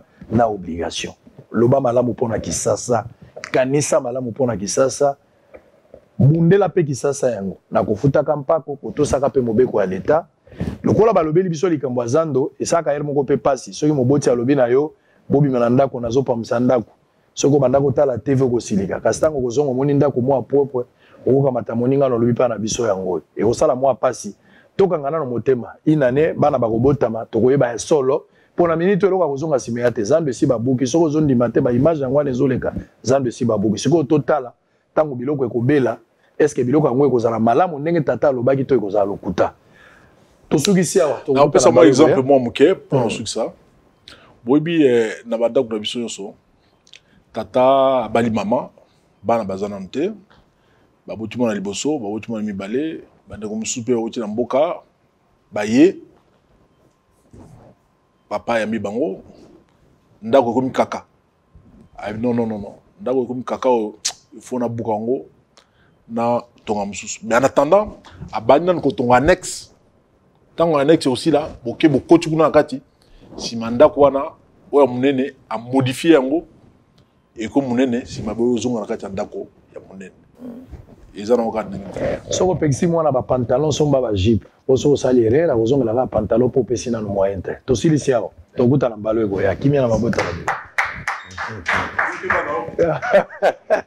Le gouverneur de la ville-province de Kinshasa, Gentili Ngobila Mbaka, a procédé le samedi 20 mars dernier à la remise de 5000 ampoules LED à la Société nationale d'électricité SNEL. C'est le directeur, chef de département, qui a réceptionné ces premiers lots de luminaires qui devront servir à l'éclairage public, particulièrement pour le remplacement des anciennes ampoules énergivores. La cérémonie s'est déroulée à l'esplanade de l'hôtel de ville de Kinshasa. Pour le patron de la ville de Kinshasa, d'autres lots suivront afin d'éclairer abondamment la capitale quinoise qui est à la traîne comparativement à certaines autres capitales africaines. Le premier citoyen de la ville a rassuré la SNEL de son implication pour que l'éclairage public soit garanti à travers la ville. Toutefois, le gouverneur de la ville a demandé à la SNEL, à travers son directeur chef de département, de prendre soin de ses intrants et de poursuivre les travaux comme il se doit. Ça, ce n'est que le début.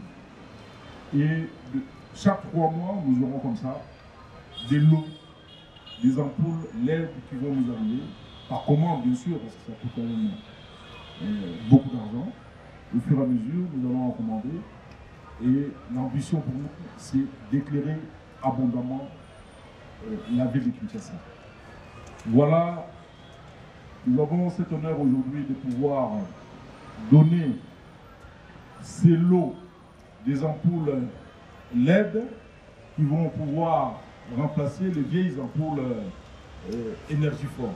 Les directeurs chefs de département de la SNEL promettent d'en faire bon usage pour réhabiliter les circuits lumineux des quelques acteurs de la ville de Kinshasa, dont l'avenue Kasavubu, Libération ex-24 novembre et des Huileries. Je voudrais dire merci à l'hôtel de ville, au gouverneur de la ville-province de Kinshasa pour cette initiative louable qui fait que nous puissions réhabiliter les réseaux d'éclairage public de notre belle capitale. Nous avons, comme vous avez suivi tout à l'heure, que l'hôtel de ville met à la disposition des SNEL 5000 luminaires pour pouvoir réhabiliter principalement l'éclairage public des avenues Kasavubu, Libération, ainsi que Huileries. Et pour ce faire, comme tout travail qui s'est fait dans de bonnes conditions, il y a d'abord, dès la semaine prochaine, il y aura quand même des réunions techniques entre nous ainsi que des comités techniques de l'hôtel de ville. Et ensemble, nous allons arrêter les modalités pratiques de réalisation de ces travaux-là. La cérémonie aussitôt terminée, la SNEL entre sans tarder en possession du lot représentant 3 conteneurs avec comme ultime objectif d'éclairer les grands acteurs de la capitale.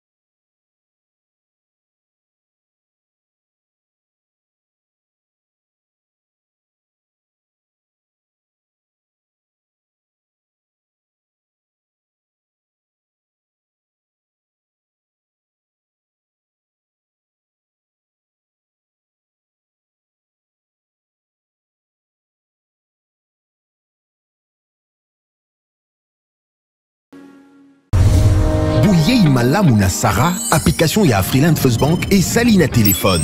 Salela misolo na yo na tango nyonso lingi. Na Sarah Banking, ezande bank na chombo na yo. Tinda mbongo na yo na bokengeli nyonso ata ofandi na ndako. Consultez solde na yo, landela ba crédit na yo, sala ba virement bancaire, senga cheke na yo, tope tuna motuna pona kokoso ya lolenge nyonso. Elongo na Sarah Money, biso nyonso tokoti masolo ya bank na chombo na pete nyonso. A Freeland First Bank a komiseli biso libenga na ye na téléphone. Ata oza na compte bancaire te, salela mbongo na yo na téléphone na yo na kimia nyonso. Na lisungi ya Sarah Money, okoki kotinda pe kozwa misolo, kosomba crédit na yo ya communication, kofuta mbongo ya biloko sombi, tembe sili. Kende na lombango ko télécharger application na yo Sarah ya Bank Afriland na Google Play to App Store. Pe kimambango na agence Afriland o ezwami pene sika ofandi po ba activele yo Sarah. Sarah, Bank na biso et longo na biso bipai binso. Afriland First Bank, the pack.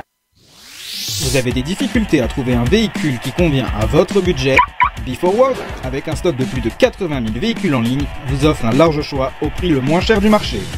BeForward assure une livraison rapide et sécurisée à nos clients de la RD Congo. Il vous suffit de commander et nous chargeons du reste. Alors passez votre commande dès maintenant sur www.beforward.jp et recevez votre véhicule à la frontière la plus proche de votre région. BeForward, keep moving forward, keep smiling.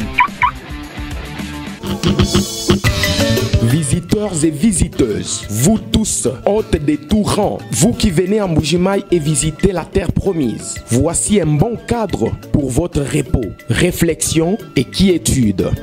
L'hôtel Gloria. L'hôtel Gloria, le meilleur de son genre et l'unique en sa qualité. Voici ce qu'organise pour vous l'hôtel Gloria. Hébergement avec 3 types de chambres, à savoir chambre simple, monobloc, appartement. En plus du logement, vous avez droit au transport des clients assuré depuis l'aéroport jusqu'à l'hôtel, le déjeuner, la connexion internet gratuite et fluide, une baignade à la piscine assainie.